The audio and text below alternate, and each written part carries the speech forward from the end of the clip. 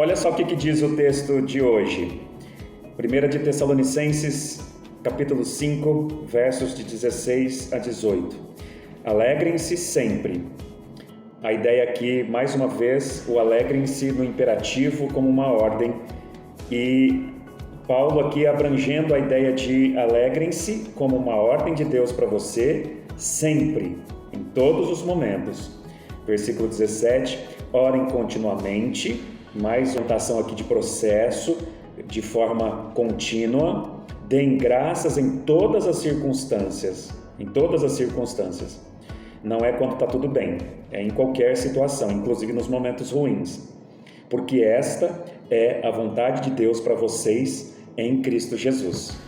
Amém, povo de Deus? É bom estar aqui com você.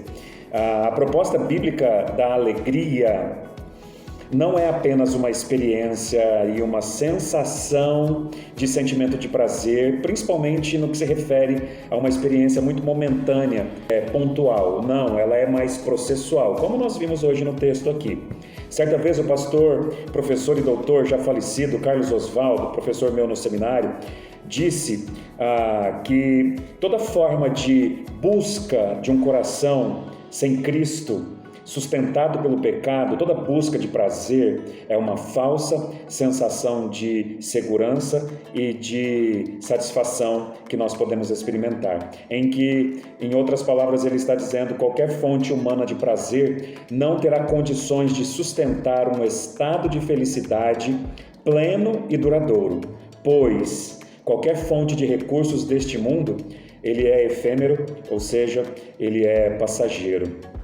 É por isso que, por exemplo, uma pessoa fica completamente depressiva, e essa foi a minha experiência quando eu usava drogas na adolescência, e depois de uma forte embriaguez, no outro dia, depois de ter usado drogas, a pessoa sente o que a gente chama lá de um momento de bode, que é um momento de muita depressão. Há um êxtase altíssimo de prazer, de satisfação, mas depois de uma baixa psicológica muito grande. A mesma coisa acontece com um bom marido casado, muito bem casado, que caiu no perigo, na armadilha, no engodo da tentação do adultério. E logo após, a experiência que a gente percebe de homens que nos procuram, que deram um depoimento, em todo o processo de acompanhamento, de que o pós-adultério é terrível, é uma sensação de culpa extrema por ter traído a pessoa com quem ele, como marido, devia tanta fidelidade, que é a sua digníssima esposa, a amada do seu coração. Só que, no entanto, em todas essas situações, esses casos, a sedução do pecado terá poder para convencer o coração tolo dessas pessoas a uma infinita busca de prazer imediato, apesar das circunstâncias. É por isso que a gente vê pessoas viciadas na bebida, na droga ou no prazer imoral voltarem para a podridão, mesmo sabendo das consequências por causa de um prazer muito pequeno. Ou seja, a proposta bíblica, ela não tem nada a ver com o tipo de prazer, primeiro que como fonte do pecado, ou que possa gerar em nós uma falsa sensação, um prazer imediato, um prazer que vai passar, porque uma alegria que é sustentada e condicionada a situações, a interesses, ao egoísmo, algum tipo de satisfação que, independente da fonte, porque a gente precisa daquilo. Não estamos falando desse tipo de satisfação, de alegria, de sensação. Nós estamos falando de uma experiência muito mais profunda. Não é meramente aquele tipo de gargalhada que a gente dá diante de uma piada imoral, ou das brincadeiras infames de zombadores, ou até mesmo de atitudes ofensivas que precisa diminuir outros para que a pessoa se sinta bem, se sinta uma pessoa legal. Assim, inclusive, como disse o Frejá do Barão Vermelho, numa música antiga, que ele disse, descubra, na canção ele cantou, descubra que rir é bom, mas que rir de tudo é desespero. Viver dando gargalhadas por qualquer situação pode não significar nada, pode ser, na verdade, uma fuga. Aliás, você já ouviu falar, talvez até já assistiu filmes do Robbie Williams, um ator comediante, extremamente feliz e extrovertido, um sucesso nos filmes de humor, filmes divertidos, que fez tantas pessoas rirem. Pois bem, ele tirou a sua própria vida aos 63 anos. Ele teve um ato suicida diante de uma depressão severa por causa de um diagnóstico errado sobre o mal de Parkinson. Pessoas podem ser muito bem-humoradas, pessoas podem contar piadas muito bem, pessoas podem brincar o dia inteiro, mas esconderem crises profundas de alma que não tem nada nesse mundo que resolve, senão a proposta bíblica da real alegria, que não é uma receita, ela é uma pessoa, Cristo Jesus, como aquele que é o caminho, a verdade e a vida. O próprio Jesus que disse: vinde a mim para que vocês tenham vida e vida abundante, vinde a mim para que vocês tenham alívio para o vosso coração.